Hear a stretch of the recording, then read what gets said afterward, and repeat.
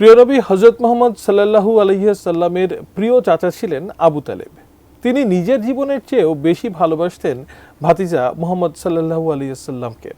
নবীজির শৈশব থেকে শুরু করে নবুয়ত প্রাপ্তির পরও আবু তালেব সর্বদা তাকে রক্ষা করেছেন, পাশে থেকেছেন। কিন্তু কিয়ামতের ময়দানে যখন নবী সাল্লাল্লাহু আলাইহি ওয়াসাল্লামের উম্মতগণ তার সুপারিশে জাহান্নাম থেকে মুক্তি পাবেন, তখন জাহান্নামের আগুনে পুড়বেন তার প্রিয় চাচা আবু তালেব। কিন্তু কেন প্রিয় চাচা আবু তালেবকে জাহান্নামের আগুন থেকে বাঁচাতে পারবেন না নবী সাল্লাল্লাহু আলাইহি ওয়াসাল্লাম? বিস্তারিত জানাচ্ছেন আরিফ হাসান। নবী সাল্লাল্লাহু আলাইহি ওয়াসাল্লামের চাচার নাম ছিল আবু তালেব। পিতা আব্দুল্লাহ ও দাদা আব্দুল মুত্তালিবের ইন্তেকালের পর নবীজির অভিভাবক বলতে চাচা আবু তালেবই ছিলেন। তিনি নবীজিকে দেখভাল করেছেন। নবীজির শৈশব থেকে শুরু করে নবুয়ত প্রাপ্তির পরও আবু তালেব সর্বদা তাকে রক্ষা করেছেন, পাশে থেকেছেন। নিজের জীবনের চেয়েও বেশি ভালোবাসতেন ভাতিজা মুহাম্মদ সাল্লাল্লাহু আলাইহি ওয়াসাল্লামকে। নবুয়ত প্রাপ্তির পর নবীজি সাল্লাল্লাহু আলাইহি ওয়াসাল্লাম ইসলামের দাওয়াত দিতে লাগলো। তখন কুরাইশ বংশের মূর্তি পূজারী সর্দাররা আবু তালেবের কাছে নালিশ জানালো, তোমার ভাতিজা মুহাম্মদ আমাদের বাপদাদার ধর্মের বিরোধিতা করে, আমাদের মাবুদগুলোকে মন্দ বলে। তোমার মতো সর্দারের ভাতিজা হওয়ার কারণে এতদিন আমরা সহ্য করেছি। হয় তুমি তাকে বুঝিয়ে কাজ থেকে বিরত রাখো, নতুবা আমাদের কাছে সুপর্দ করে দাও। কোয়ালিটি সম্পন্ন আন্তর্জাতিক মানের CMT 500W CSRM committed for better steel. Abu Talib তখন নবীজিকে বললেন, ভাতিজা, সর্দাররা আমার কাছে তোমার নামে অভিযোগ দায়ের করেছেন। তুমি আমাদের দেবতাদেরকে আর মন্দ বলো না, ইসলামের দাওয়াত নিয়ে তাদের কাছে আর যেও না। রাসূলুল্লাহ সাল্লাল্লাহু আলাইহি ওয়াসাল্লাম চাচা আবু তালেবের কথার জবাব না দিয়ে কাঁদতে লাগলেন। মহানবী সাল্লাল্লাহু আলাইহি ওয়াসাল্লামের চক্ষু মুবারক দিয়ে দরদর করে পানি পড়তে লাগলো। তখন আবু তালেব বললেন, ভাতিজা, আমার কথার জবাব না দিয়ে কাঁদছো কেন?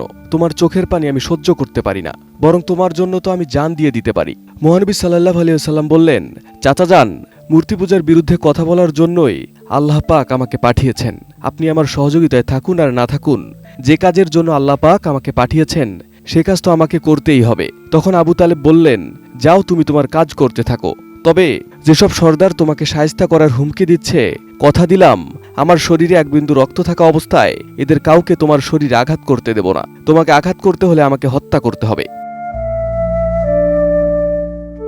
এ ঘটনায় পরিষ্কার হয়ে গেল আবু তালেব মহানবী সাল্লাল্লাহু আলাইহি ওয়াসাল্লামকে নিজের প্রাণের চেয়েও বেশি ভালোবাসতেন। সেই আবু তালেবের জীবনে যখন নবীর সিরাত তথা আদর্শ গ্রহণ করার প্রশ্ন আসলো, তখন সে বেঁকে বসল। আবু তালেবের মৃত্যু সজ্জায় মহানবী সাল্লাল্লাহু আলাইহি ওয়াসাল্লাম চাচার শিয়রে বসে বললেন, চাচা যান, শুধু একটিবার মুখে স্বীকার করুন যে আপনি আমার জীবনাচার গ্রহণ করেছেন, আমার দিন গ্রহণ করেছেন। কাল হাসরের মাঠে আমি আল্লাহকে বলবো, হে আল্লাহ, আমি আমার চাচা আবু তালেবকে সঙ্গে নিয়ে জান্নাতে যেতে চাই।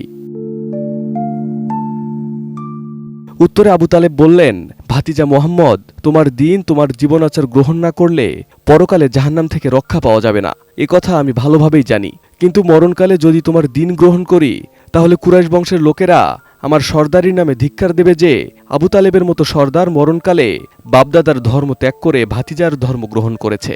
এই ধিক্কারের পরিবর্তে দুনিয়াতে আমার সুনাম বজায় থাকুক, বিনিময়ে জাহান্নামের আগুনকে আমি গ্রহণ করে নিলাম। নবী আলাইহিসসালাম অত্যন্ত দুঃখিত, মর্মাহত হলেন। নবী সাল্লাল্লাহু আলাইহি ওয়াসাল্লাম মর্মাহত হওয়ার কারণে আল্লাহ তাআলা সূরা কাসাসের 56 নম্বর আয়াত ইরশাদ করলেন, বললেন, হে মুহাম্মদ, আবু তালেব আপনার মুহাব্বতের চাচা, আপনার তরিকা ও দিন গ্রহণ করতে রাজি নয়। সুতরাং আবু তালেবকে আপনি ঈমানদার বানাতে পারবেন না, আপনি তাকে জান্নাতেও নিয়ে যেতে পারবেন না। হাদিসে বর্ণিত আছে, মহানবী সাল্লাল্লাহু আলাইহি ওয়াসাল্লাম বলেন, পরকালে জাহান্নামে আমার চাচা আবু তালেবের পায়ে আগুনের তৈরি দুটি জুতা পরিয়ে দেওয়া হবে। জুতার আগুনের উত্তাপে তার মাথার মগজ পর্যন্ত টকবক করে উতলাবে এবং এ আযাবে সে চিরকাল থাকবে। সুতরাং নবীর জীবনাদর্শ গ্রহণ না করে নবীজির মুহাব্বতে জান দিতে রাজি থাকলেও যদি জাহান্নাম থেকে মুক্তি পাওয়া যেত, তাহলে সবার আগে আবু তালেব নাজাত পেয়ে যেত। কিন্তু আবু তালেবও চিরস্থায়ী জাহান্নামী। Arif Hasan, ATN news.